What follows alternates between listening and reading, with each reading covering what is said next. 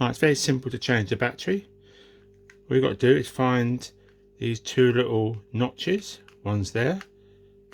Put your screwdriver in those two there. Then pull it apart. Might need a bit more of a. That's it.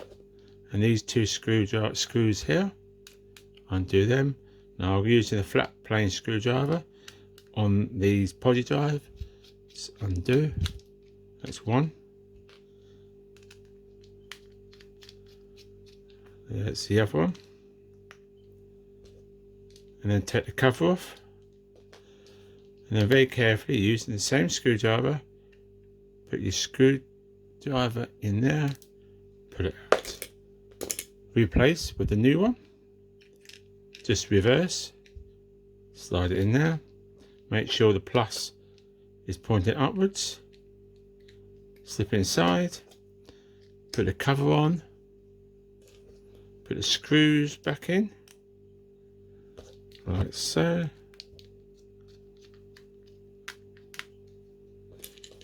There's the other one inside.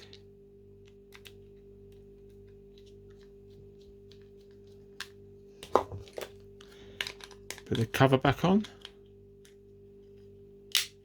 Click it into place. Make sure it's all clicked. And away you go.